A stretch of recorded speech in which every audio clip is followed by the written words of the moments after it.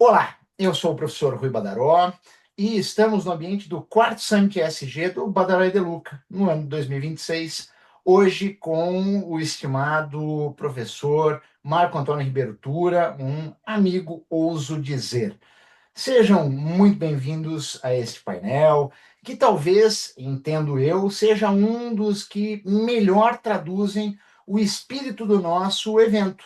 Ou seja, o momento, Marco, em que uma agenda ambiental, antes confinada ao discurso da boa intenção, se transforma em obrigação jurídica, entre aspas, efetiva.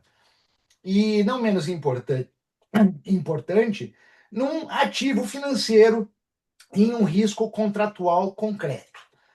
Por muitos anos, Marco, falar na temática de carbono no Brasil, e eu até tossi, pessoal, porque fiquei emocionado em conversar com o Marco, mas falar de carbono no Brasil era falar de um mercado voluntário, e para muitas pessoas jurídicas e naturais era algo irreal, era algo etéreo e gasoso.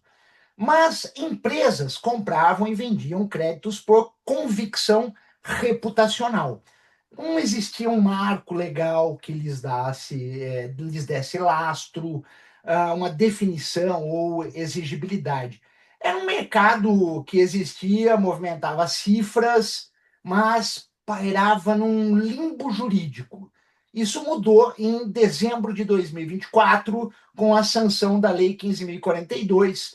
O Brasil deixou de ter apenas um mercado voluntário e passou a ter um mercado regulado de carbono. A lei instituiu o Sistema Brasileiro de Comércio de Emissões de Gases de Efeito Estufa, o SBCE, e fez algo que vai muito além de criar uma política ambiental. Ela alterou o Código Florestal, a Lei da Comissão de Valores Mobiliários e, significativamente, a Lei de Registros Públicos. Aqui eu faço um parênteses, quem vai nos explicar isso nas minúcias é o Marco, que tem experiência. Em outras palavras, o nosso legislador entendeu que não há mercado de carbono sem direito civil, sem direito societário, sem direito registral. O carbono entrou definitivamente no mundo jurídico.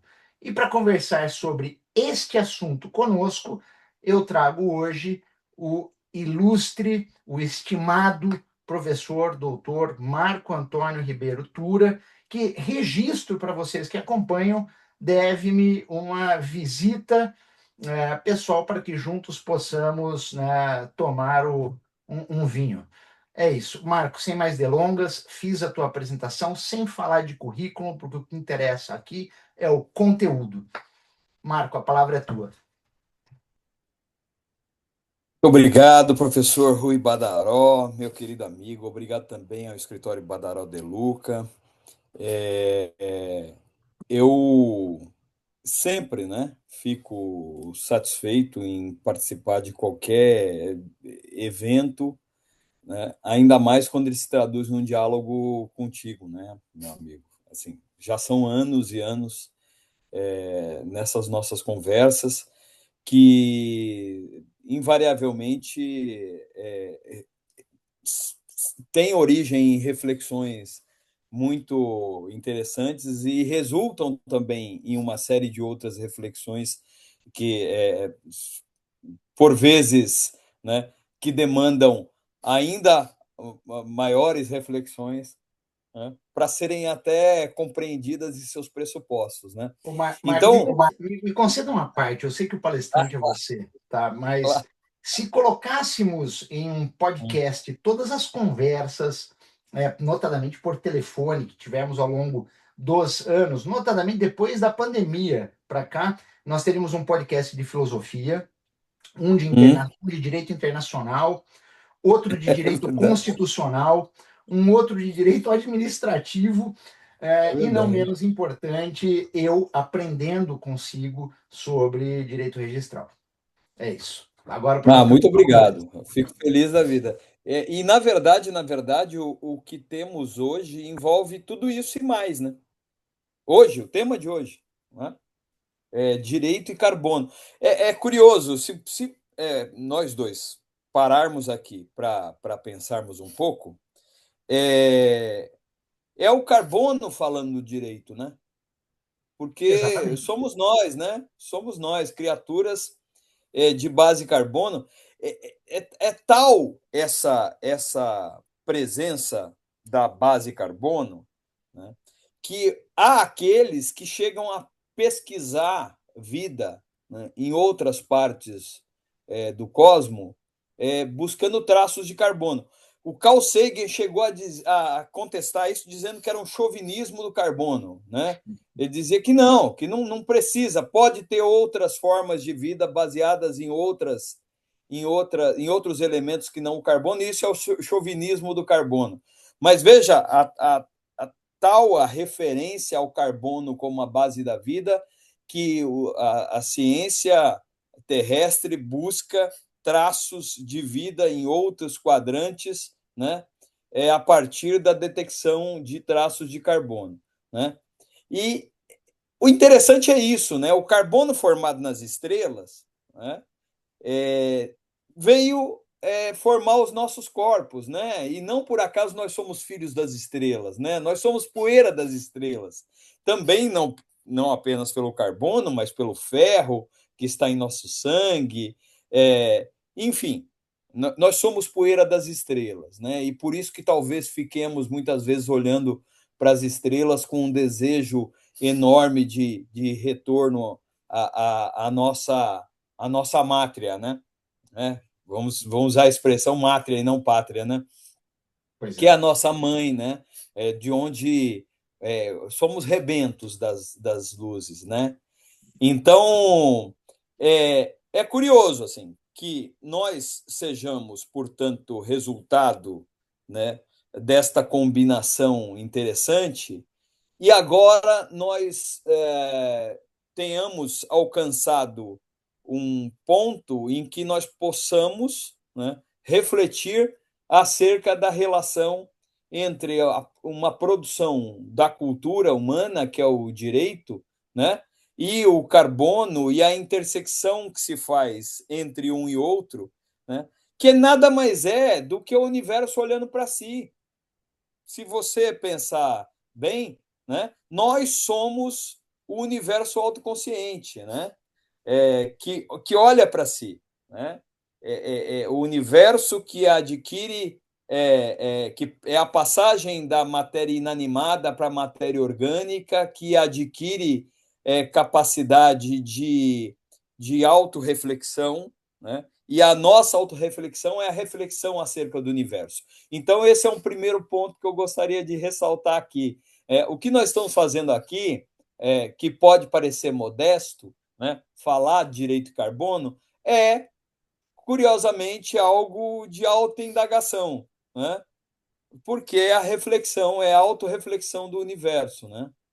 Estamos a A fazendo essa autoconsciência. introdução, o que estamos a fazer nessa introdução, meu amigo, é um exercício filosófico para a compreensão do carbono e mostrar para as pessoas que não é uma ficção jurídica que veio do nada por algum esperto que resolveu maquiar de maneira pelo marketing para ter algo a vender. Não, está incrustado no íntimo do ser humano, como você disse, Stardust, é a poeira das estrelas, está no cerne da nossa origem. E se temos Sem hoje, dúvida. né, Sem dúvida. capacidade ou vontade de refletir e fazer uma autorreflexão sobre essa temática, hoje sob o prisma do direito, é porque atingimos um ponto de inflexão que nos permite fazer isso. Mas sinto lhe informar, meu querido amigo, que em pleno século XXI, era digital, sociedade da informação, eu tenho a nítida impressão que nós estamos iniciando a era da estupidez e pouquíssimos levam a sério ou se debruçam com seriedade sobre esses assuntos, como você fez agora nesses 5 primeiros minutos. Mas veja, eu vou aproveitar essa tua fala, então, para talvez desagradá-lo. Por quê? Porque isso me fez lembrar de uma conversa em certa vez de um amigo que, embora fosse do direito, também era das ciências da saúde, e, em certo momento, numa conversa com um palestrante, o palestrante queria, falando sobre questões de moralidade, e ele disse, por exemplo, a bactéria é ruim. E ele levantou a mão e falou, não, a bactéria não é ruim. Ela não é nada, absolutamente nada. Ela só está lá querendo viver, né? O projeto dela é um projeto de vida. Então, da mesma forma, eu falo assim, eu sou um crítico dialético, você sabe disso, né? E como tal, né, eu não consigo olhar para as coisas da maneira assim tão tranquila, né?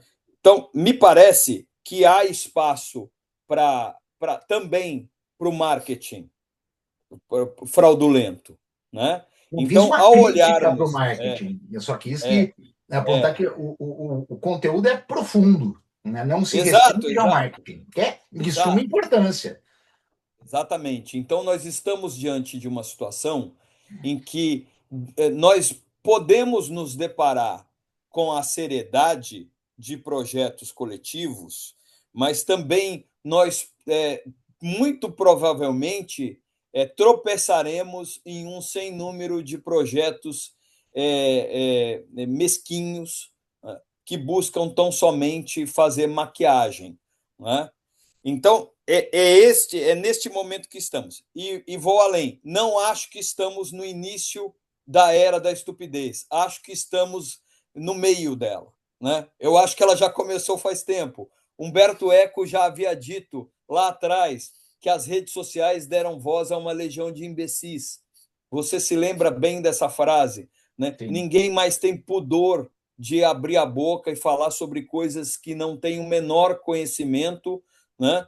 E como se dominasse a temática e, por vezes, com uma arrogância que, aliás, vamos falar claramente, né?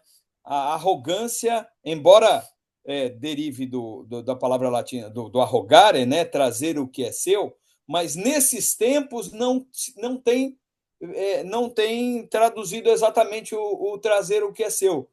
Esta arrogância tem sido, na verdade, a prima irmã da ignorância, né? Quanto Sim, mais ignorante o sujeito, mais arrogante ele é, né? é isso. E ele tem uma dificuldade gigantesca em compreender. Mas também a ciência já demonstrou que as pessoas que têm uma baixa compreensão, uma incapacidade ou uma redução da capacidade cognitiva, dificilmente percebe, né, que tem essa redução e se acham de fato geniais e inovadores, enfim, né? Discutir com estúpido, Marco, é o mesmo que você entrar numa partida de xadrez já derrotado. É como É, o é o Lênio, jogar com pombo, né? É o jogar jogar com xadrez com pombo, né? pombo. Jogar É. xadrez com pombo, que o Lênio Streck denuncia sempre em seus escritos aí na Conjure e Eu acho outros lugares. maravilhosa essa imagem de jogar xadrez com pombo, É, porque de fato é isso, né? Você dá o checkmate, o pombo não reconhece, né? Ele sai derrubando todas as peças, é, fazendo o seu. Eu não lembro qual é o cantar do pombo, né? Gorjeio, não sei, né? O currucucu, e defecando pelo tabuleiro. Ainda e mais, gritando: tem ganhei, ganhei! exato.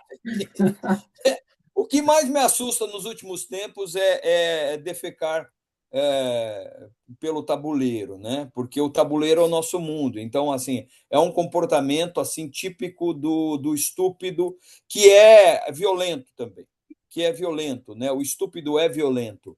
Ele não aceita de modo algum que seja confrontado pelas palavras e tal, porque não existe maior agressão para o estúpido do que a demonstração da sua estupidez. É, Então nós estamos neste momento da história, né, em que nós, criaturas baseadas no carbono, veja, o segundo elemento do nosso corpo, né? O primeiro é o oxigênio, o segundo, 18,5%, é carbono, né? isso. é um elemento que se combina com muitas coisas.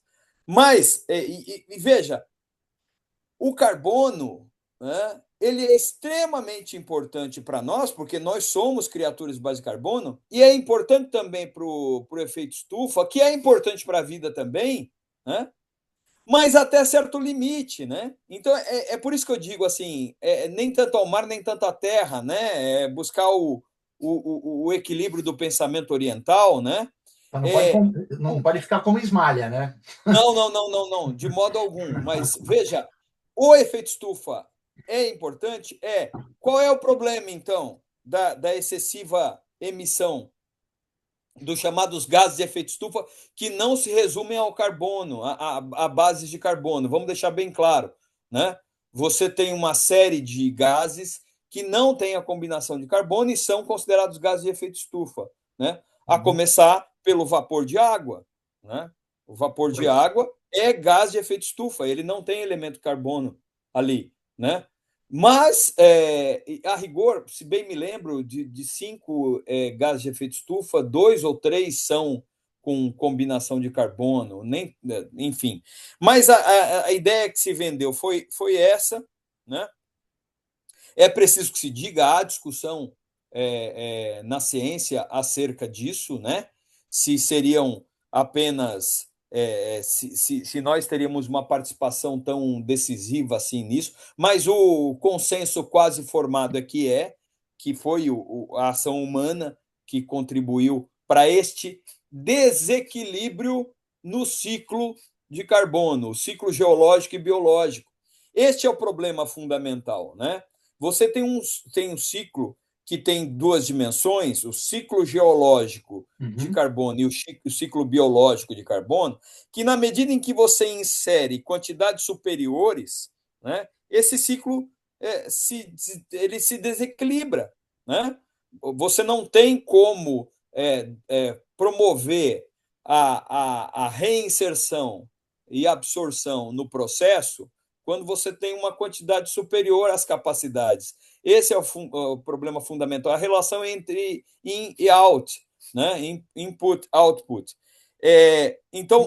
E os inputs, me permitam uma parte, mas os inputs Ah, superiores que geram o desequilíbrio, né, dentro do input e output que você disse agora, eles têm origem justamente no momento em que o ser humano, dentro do seu habitat, passa a criar ações, abre aspas, artificiais, fecha aspas, em quantidade superior ao que é normal e suportável pelo habitat, e isso conduz ao desequilíbrio que você tão bem exemplificou. É isso. É, eu estou aqui, né, como profissional de direito, com formação filosófica, jurídica, econômica, enfim. Não sou um cientista do clima, não Idem. sou químico, não sou físico, mas me parece que há algo que nos foi legado da Idade Média, que muita gente simplesmente despreza, que é a navalha de Ockham, né? É o princípio de que as explicações mais simples são as mais plausíveis. Né? Na medida em que você tem, né, pelas medições históricas, né, a percepção de que algo se transformou radicalmente, precisamente quando a civilização industrial, né, se afirma, né, me parece que a explicação mais simples, que é a mais elegante, sempre o simples é o mais buscado, né? É que nós tenhamos um papel relevante. Né? Não estou falando aqui um papel único, não estou falando nem sequer decisivo, mas relevante o papel da intervenção humana, me parece que está bem claro. E na medida em que se reconhece que a intervenção humana, né, tem um papel relevante na promoção desse desequilíbrio do ciclo, né, geológico e biológico do carbono, né? E, portanto, torna o efeito estufa não mais um promotor da vida, mas um promotor da morte, né? É, é necessário que nós, as tais criaturas de carbono autoconscientes, né, o universo olhando para si, né, olhemos para nós e usemos de um supremo produto da cultura, né, que é o direito, né, muito desprezado, a cada dia que passa, menos objetivo, né? Aquela nossa distinção direito objetivo, direito subjetivo, parece que a cada dia está mais nublada mesmo, né? Dada a subjetivação é, é, acelerada, né? Parece que o direito é o que alguns querem que seja, né? É, a grande conquista humana é dizer, olha, nós não podemos basear as nossas relações no seu desejo e no meu, nós temos de ter uma norma que regule e ponha limites em nossos desejos, né? E é por isso que ela tem de ser um parâmetro objetivo, né? Por sobre as nossas cabeças, né? Mas na medida em que alguém, né, começa a subjetivar esse parâmetro objetivo, né, cai por terra o projeto civilizacional, né? E é disso que se trata, né? Falar de direito de carbono é um projeto civilizacional. Eu não consigo me filiar àqueles que olham para o direito como algo que é acima de tudo. Não. O direito, para mim, é mais uma linguagem, né? Em Concordo. concorrência com outras tantas, né? Sim. E essa questão é que se coloca, bom, o que faz esta linguagem, em concorrência com outras tantas, né, ter uma primazia? Né? É a questão dos valores. Né? Então, eu não consigo olhar para o direito de uma outra forma que não seja como um instrumento na luta de um processo civilizacional. Né? Nós estamos no embate entre civilização e barbárie. Este é o ponto fundamental. Né? O direito, ou ele vai ser instrumento, né, de afirmação de um projeto civilizacional, ou ele vai ser um instrumento de poder em favor da instituição da barbárie generalizada. E eu sei que tem muita gente aí, né, que gostaria que fosse a barbárie institucionalizada mesmo, né, porque ganham com isso. Né? Eu não sei se é Então, só nós estamos neste vitórias. momento da história. Eu não sei se é só vitória ou se ganham com isso tão somente, ou se é a total incapacidade de compreender as consequências da barbárie, né? Seja Uhum. porque não leu, não compreende o passado, não consegue dialogar com o passado e ver o que a barbárie já causou para a humanidade, e daí solta palavras vis e vãs aí a Deus dará, né? É essa intervenção. E, aliás, É, é, já digo, já adianto que o nosso podcast de hoje, pessoal, o título dele é Filosofia, Direito e Carbono, tá? Não é só direito e carbono. que bom, que bom que você tocou nesse assunto. É curioso, é melhor do que ninguém você deve se lembrar de uma obra sempre muito mencionada, né, de Ortega y Gasset, que é A Rebelião das Massas. Né? Sim, Olha, hoje eu prefiro pensar, não que eu despreze o valor de algumas considerações ali, embora tenha certa dose de preconceito, mas eu compreendo, eu consigo extrair de todos os autores algo positivo, menos o Olavo de Carvalho. Aí eu não consigo extrair absolutamente nada de positivo, para mim é assustador ler aquele conjunto de barbaridades. é, Mas eu, eu eu não resisti, desculpe você, não, bem ao sabe contrário. disso. Lembrando que isso aqui vai para o YouTube, então fique despreocupado aí, Paciência, pessoal, porque paciência. Eu é, não. tendo Eu, lido tudo, alguns tudo textos tem limite. sobre Tudo tem dialética, limite. né, do tal dito cujo que o senhor citou, que eu não falo o nome, que para mim é que nem o cara do Harry Potter, né, e comparando com as obras de Aristóteles, arrepia-me até o último pelo que tem no corpo a É incapacidade dele de assustador. compreender Aristóteles. É, É Ah, assustador. desculpa. Não é à Pronto. toa que a linguagem é sempre chula, né? Grosseira. Pois, pois. É esse o nível da. É a barbárie. É a barbárie também no âmbito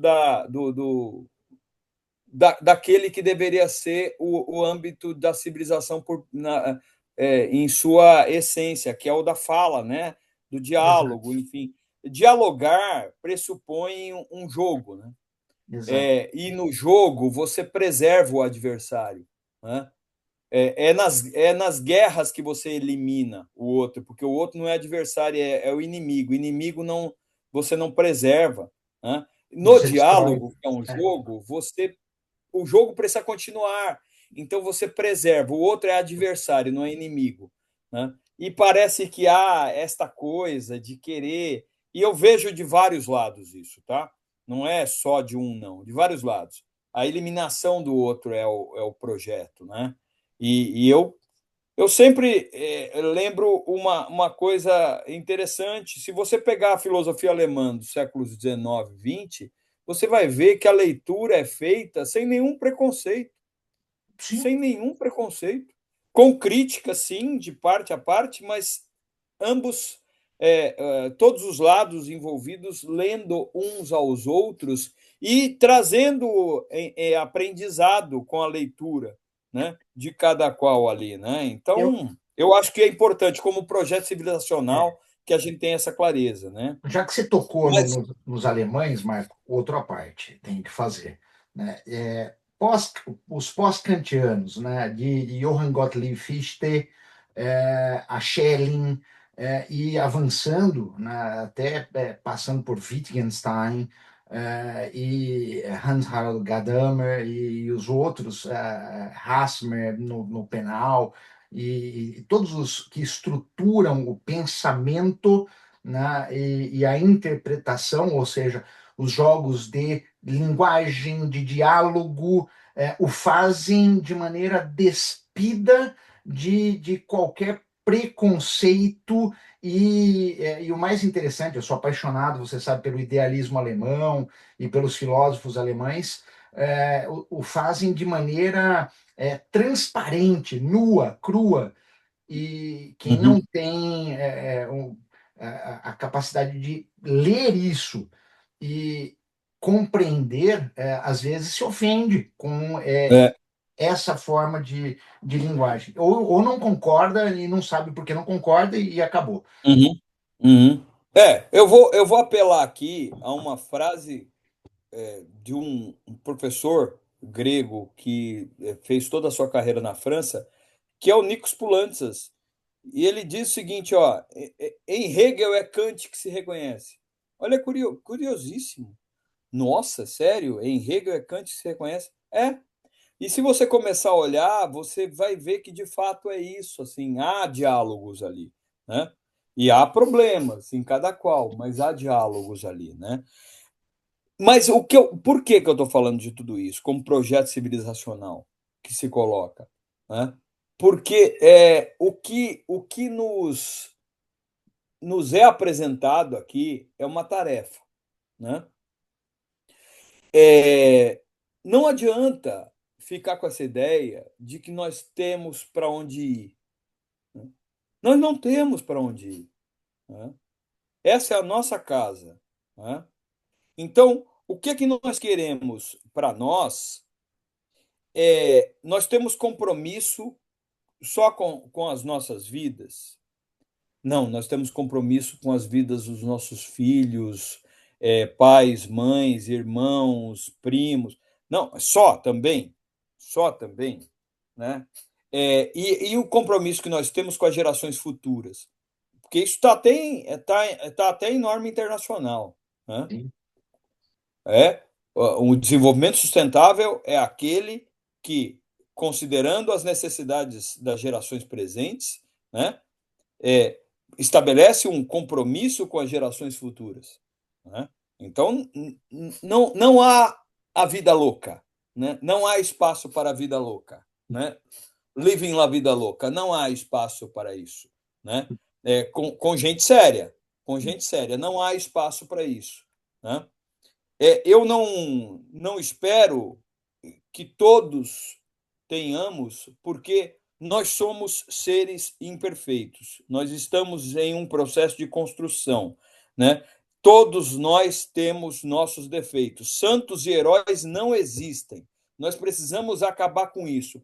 A hora que nós acabarmos com essa ideia de que nós possamos ser santos ou heróis, aí sim nós vamos começar a levar a sério nossa grande tarefa, que é a autorreforma, porque ninguém reforma o mundo sem promover a autorreforma. Então, melhorar a si, né, é reconhecer que nós temos nossos defeitos, né? Então, assim, não basta você fazer a crítica do outro, né? A crítica do outro só tem sentido na medida em que você se insere, né, na relação estabelecida com o outro, né? Quando se dizia lá atrás, quando reunido numa mesa, reunidas 10 pessoas numa mesa, senta um nazista e ninguém levanta, nós temos 11 nazistas, né?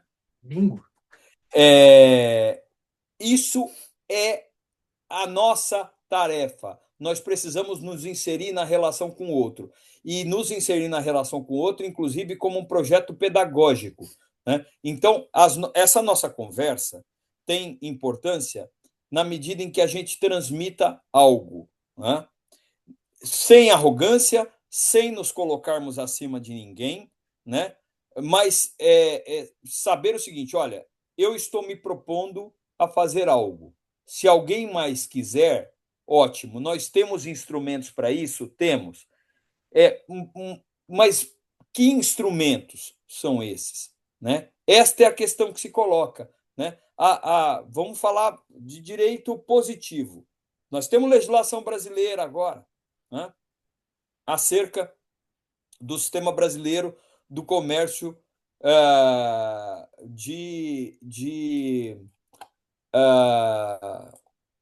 sistema brasileiro de comercialização de emissões, de comércio de emissões de gases de efeito estufa. Né? Nós temos legislação para isso. Já saiu regulamentação em decreto. Né? Já temos resoluções do sistema que se integra para isso. Bom, mas esse sistema foi feito pensando no quê? Já começa pela cabeça. Né? Veja o nome: o Sistema Brasileiro do Comércio de Emissões de Gases de Efeito Estufa.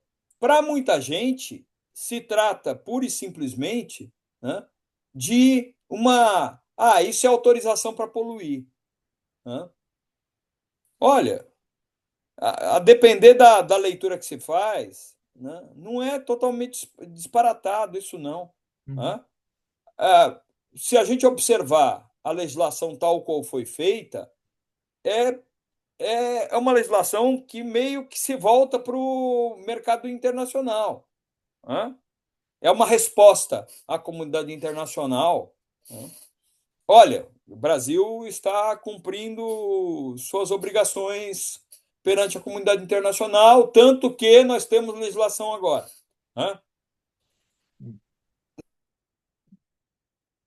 Não faz sentido se nós não nos engajarmos no processo. Né? É isso. Marco, você travou um pouquinho. Você está por aí? Então, voltou? Voltou. Voltou. Vamos lá. Então se trata de saber o seguinte: olha, essa ideia de que direito é lei, né, direito é norma, tem de ser completamente afastada. Né? E eu não estou nem falando aqui de teoria tridimensional do direito. Não é disso que eu estou falando. Né? Eu estou falando aqui de direito como processo. Né? Não é de processo civil que eu estou falando, nem de processo penal. Estou falando aqui o direito como um processo social, Sim, né? Um sim. processo de integração é, é, social. Né? E, portanto, afirmar a força do direito, né, é você integrar parcelas cada vez maiores, né, da população sob a égide do Estado de Direito? É esta questão que se coloca. Né? Então, falar direito e carbono é projeto civilizacional, né? É integrar amplas parcelas sob a égide do Estado de Direito, né? É tornar o direito algo mais do que uma peça de ficção. Né? Uhum. É migrar de um campo do meramente simbólico para o campo da normação concreta. Né? Tá certo? Sim, Então, seria. nós temos aí a legislação. A Marco, questão que se coloca é a legislação posta. Né? Ela é capaz de dar conta das múltiplas tarefas que se apresentam agora aos agentes econômicos e aos órgãos e entes públicos envolvidos? Essa é a questão posta. Né? Eu poderia devolver a você. Para mim, é muito claro, assim, leis boas dependem de cidadãos comprometidos. Ponto. Né? Esta lei será tão mais relevante e eficiente quanto mais eficientes formos nós na cobrança acerca da implementação dos seus princípios e regras. sim, sim. Essa é a questão que se coloca. Né?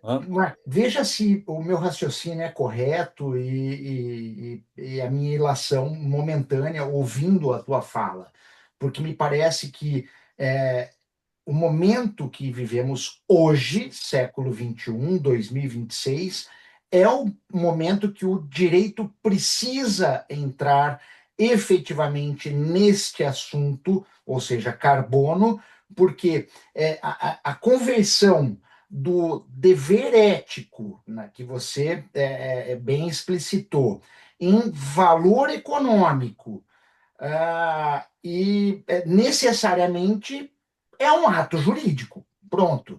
Porque a partir do momento que em que ocorre a transformação da preservação em propriedade, estou pensando já no comércio, tá? A responsabilidade em crédito, né, e o futuro em contrato, né, dentro de um contexto maior, social, ele aparece de forma escancarada e imediata.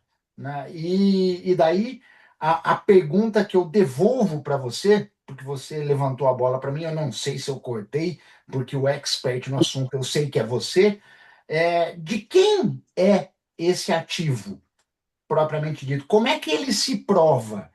Quem garante que ele efetivamente é real ou não passa de uma ficção? Né? Eu já sei que não é uma ficção, ok? Pensando só pelo prisma biológico, ó, beleza. Tá? E pelo prisma filosófico também, que sou apaixonado. Mas, e por último, o que acontece quando alguém passa a disputá-lo? Né? Então, eu joguei 4 perguntas aí para você, pelo prisma filosófico, jurídico e prático. Bom, primeira coisa, assim, o que nós temos é a passagem de soft law para hard law. Ponto. Hum. É isso que nós temos. Né? Vamos traduzir efetivamente o que aconteceu. Né? Mas soft law? Soft law sim, porque você tem em pleno funcionamento um mercado voluntário, transfronteiriço, né? Que está muito mais preocupado com a dimensão reputacional, né?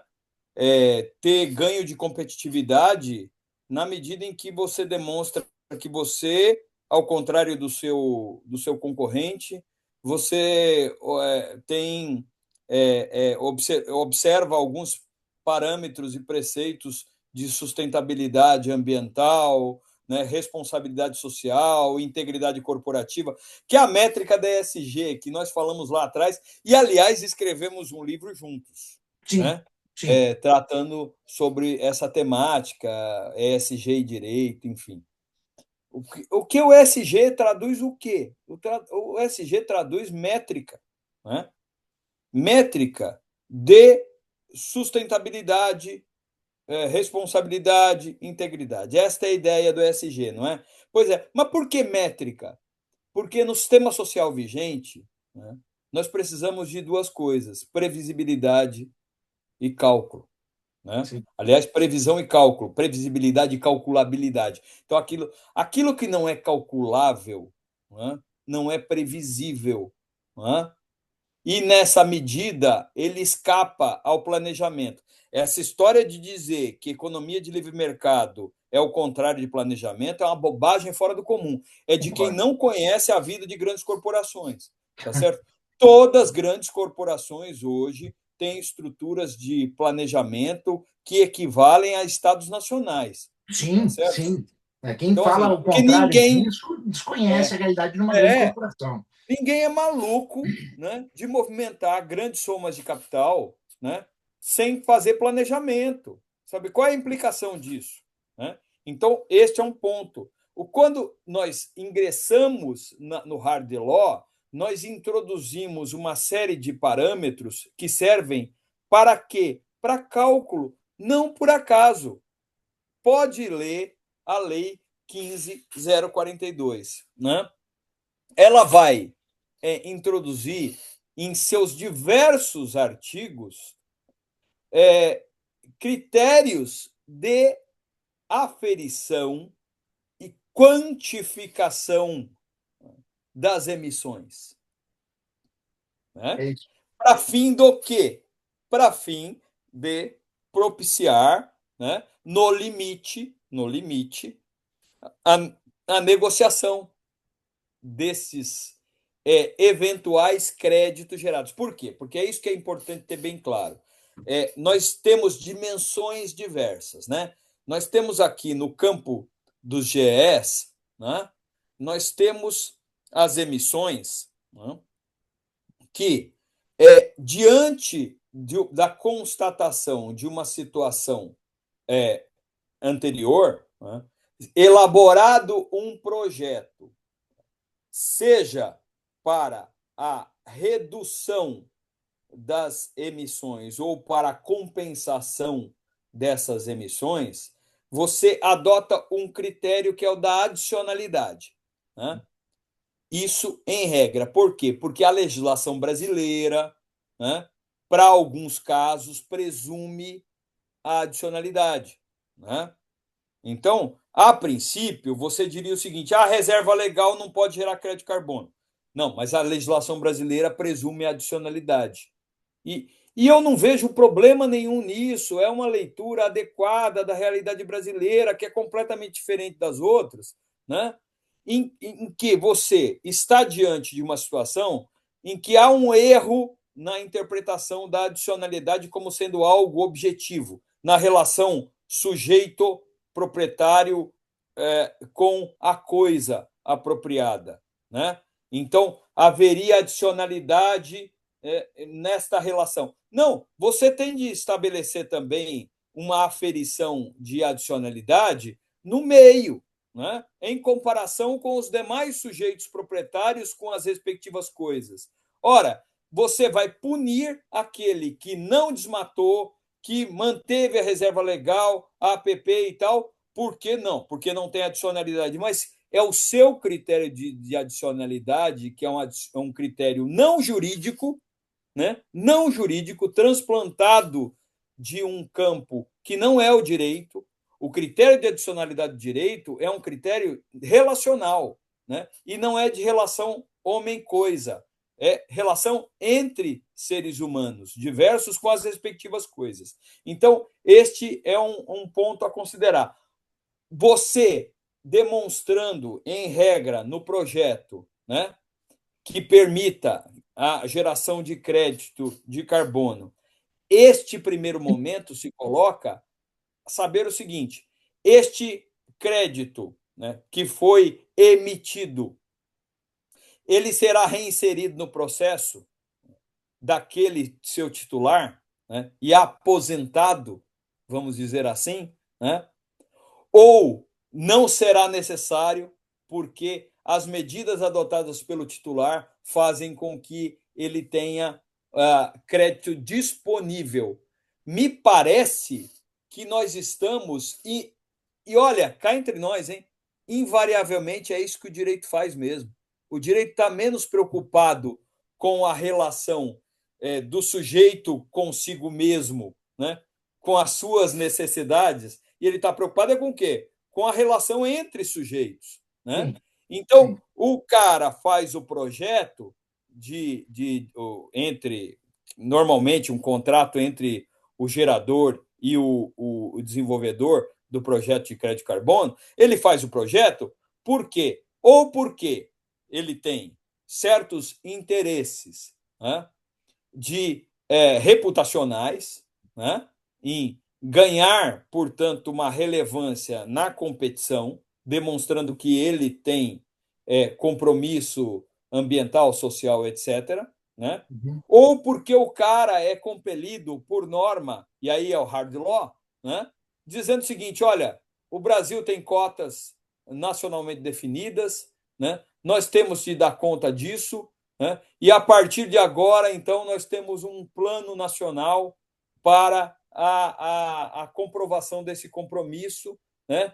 Então, você que emitir acima de um certo patamar necessariamente deverá fazer relatório dessas emissões e também fazer um programa de redução ou compensação dessas emissões, etc, etc. Então, nós temos dois mercados, o mercado voluntário e o mercado regulado, tá certo? Marco, Voltamos ao permita-me. ponto apenas, deixa eu só concluir Tá. aqui, Conclua. voltamos ao ponto apenas do seguinte, nós estamos preocupados com relação jurídica, tá certo? Exato. Relação mercado-estado, né? Relação entre agentes de mercado, né? Então, a primeira relação, Estado, mercado-estado, né? Quando a gente promove uma série de medidas que nos permitem as reduções ou compensações, né? E, eventualmente, a geração de crédito reinserido no nosso processo produtivo, etc, etc, etc. Cumprir a obrigação legal, cumprir o preceito de hard law. Ou, além disso, sobrou, né? Aí eu vou da dimensão da produção, eu vou para a circulação, né? E novamente se coloca uma questão de natureza relacional, né? Porque se antes minha questão era Estado, né, mercado, agora o que se coloca é a relação entre agentes de mercado, né? Um agente de mercado que tem crédito e o outro que precisa do crédito para fazer a compensação devida, né?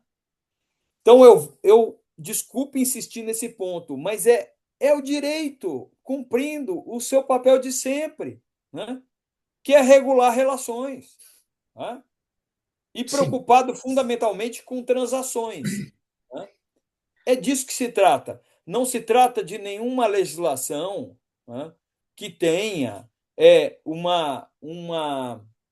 que seja ela uma bandeira de desenvolvimento, etc, etc. Não, não, não. Ela está inserida dentro do discurso de desenvolvimento sustentável, tá certo?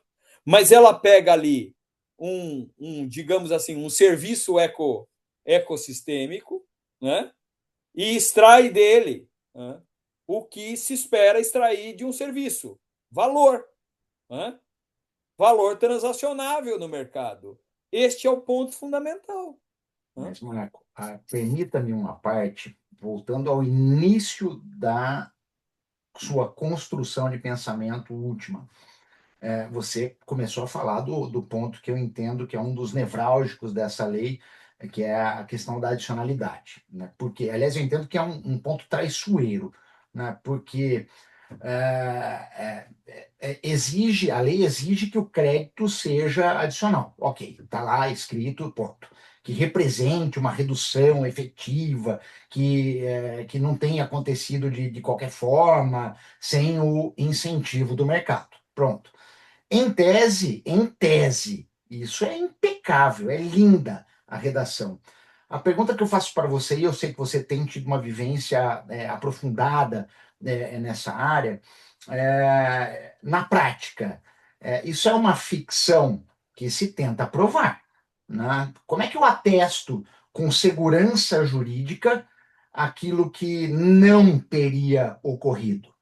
Um cenário, sei lá, contrafactual que, por definição, nunca existiu. E mais, né? Vou além.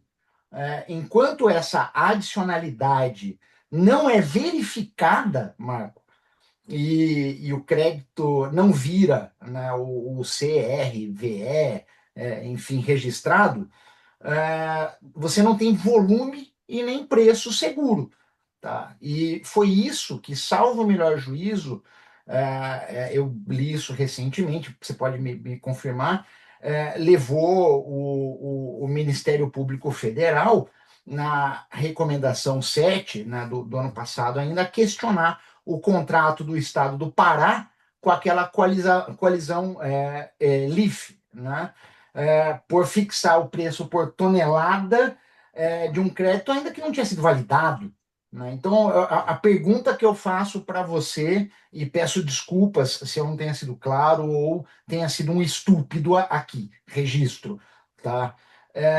Adicionalidade é o filtro que garante a integridade ambiental de maneira efetiva, né, do mercado, ou é a sua maior fragilidade jurídica? Porque é difícil atribuir valor, pensando no sentido filosófico jurídico da palavra. Tá. Vamos lá. Então, pensando no termo filosófico jurídico da palavra, é preciso separar valia de valor, né? Tércio Sampaio é quem faz isso com maestria em duas Sim, linhas, sim, né? Então, uma coisa é valor de uso, né? Outra coisa é valor de troca. Eu insisto nesse ponto. Embora o direito seja pautado e dirigido por valor intrínseco, né? Ele só se ocupa de valor extrínseco. sim. Essa é a questão fundamental. O direito não regula valor intrínseco. Ele tem por base valores intrínsecos, porque são aqueles que se afirmam no processo de elaboração. Né? Nas disputas sociais, os valores intrínsecos de cada qual entram no embate e se afirma um conjunto de valores intrínsecos de certa classe, de certa fração de classe, certo grupo social, certos indivíduos. Ponto. O senhor é Né? marxista. Não, eu sou regalo-marxista. Vamos lá. Eu, É, eu ouvi é, a voz deles isso agora em você. tamanha. Então, nós vamos ter que dizer que Luhmann também é marxista. Não vou nem falar do Habermas, porque todo mundo vai dizer que ele é mesmo. Mas não é. É de tamanho obviedade. Ter Sampaio também vai virar Sim, marxista daqui a sim. pouco. Então, enfim, É uma uma bobagem. Né? brincadeira. Isso daí eu sei. Mas, e não me ofende, tá? Vamos deixar bem claro isso. Embora eu gostaria mais de ser chamado de marxiano do que marxista, né? Uma Porque o brincadeira que marxista dá somente uma entre ideia de. amigos, tá, pessoal que nos acompanha, é permitido fazer porque se compreende a razão dela. Tá? É claro. Mas, enfim, vamos tratar bem das questões. Então, assim, se um conjunto de valores intrínsecos de uma certa classe, fração de classe, grupo ou indivíduos consegue se afirmar no embate na produção do direito, né, não são esses valores que serão regulados, né, mas são valores extrínsecos, né, que são generalizáveis e universalizáveis. Este é o ponto fundamental. Não é possível regular o que não é passível de generalização e universalização. Né? Por isso que o direito não se confunde com a moral, né? Porque a moral não é passível de generalização e universalização. Né? O direito é. Né? O projeto do direito é universalizável e generalizável porque ele tem essa estrutura, né, comunicacional. Mas voltemos ao ponto fundamental.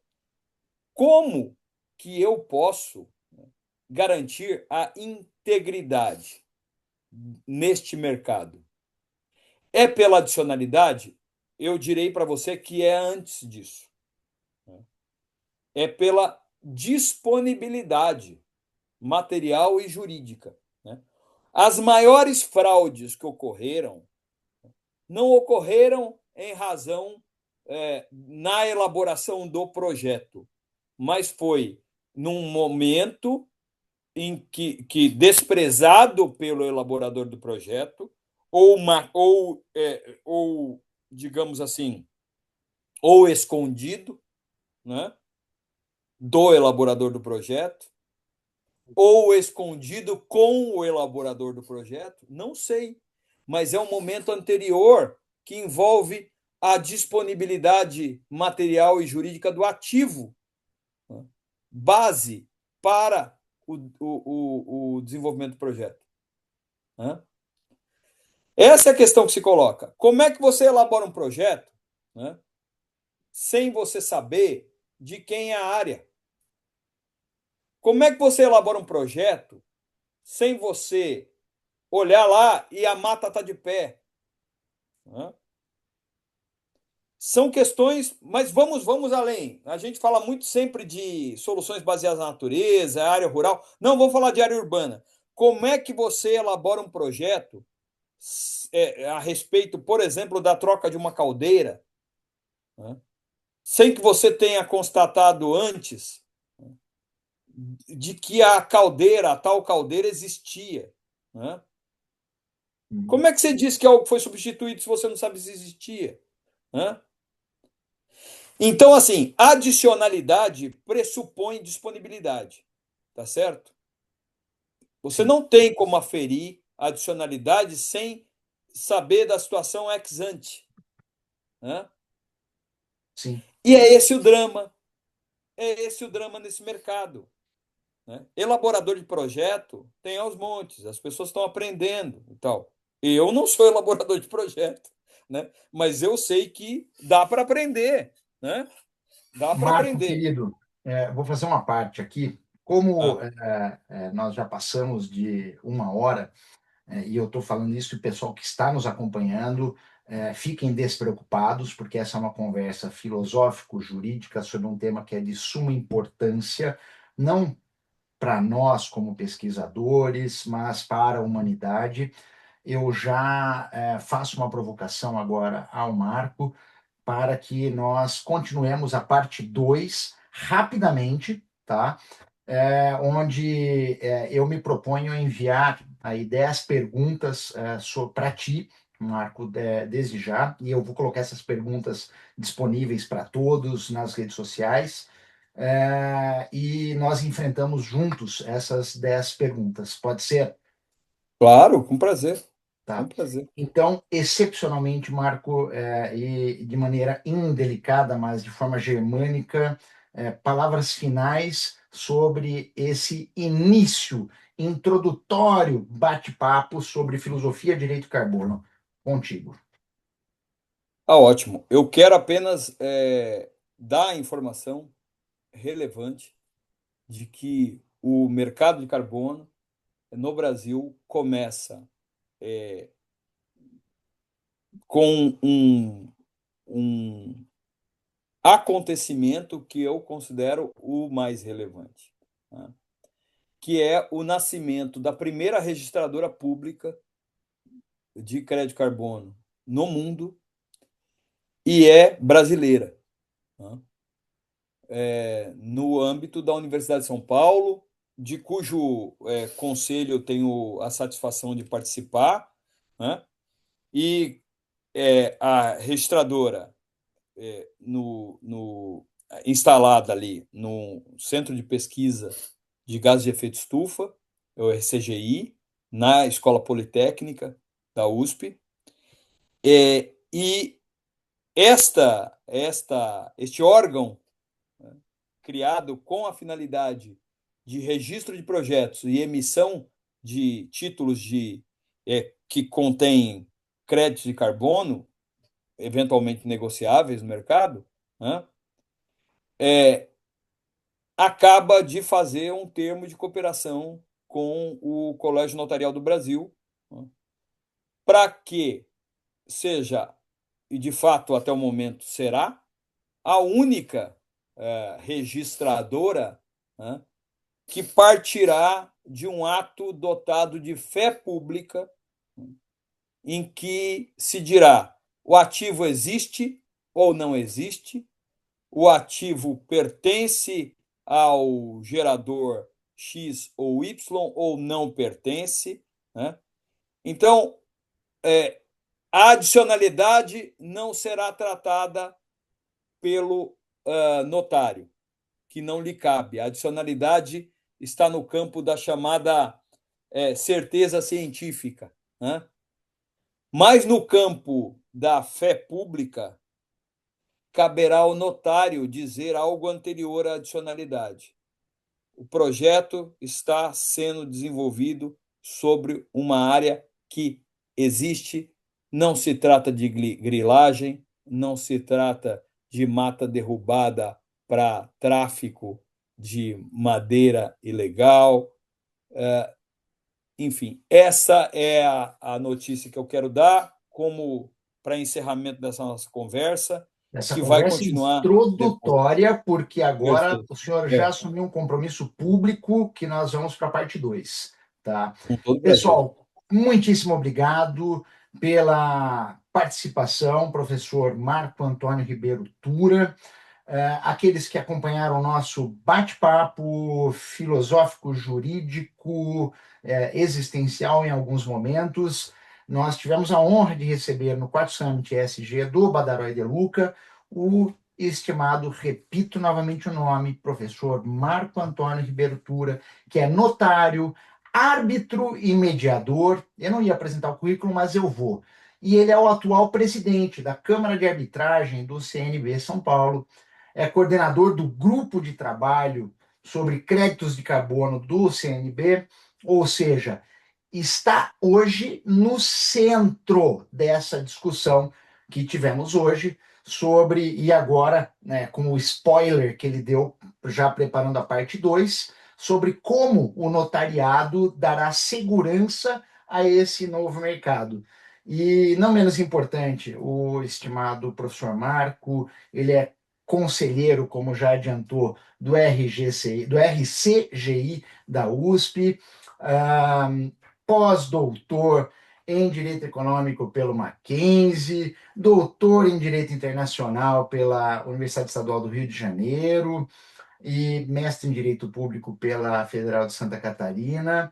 Representa o nosso país, o Brasil, no Comitê de Investimentos de Estado de Direito, né, da International Law Association, da ILA, foi procurador do Ministério Público da União por mais de uma década e é autor de diversas obras publicadas tanto no Brasil quanto no exterior, das quais eu já tive a oportunidade de, em algumas ocasiões, ladeá-lo, o que muito me honra. Marco, e não menos importante, eu tenho, para encerrar de vez, porque vou concluir esta primeira parte do nosso bate-papo, porque eu estou vendo que será uma trilogia, não poderia deixar de mencionar, meu caro, que prestem atenção, doutor é somente quem tem doutorado. Um grande abraço e até o próximo episódio Tchau, tchau. do Quarto Summit ESG, do Badaró. Obrigado, meu amigo. Até Valeu. mais.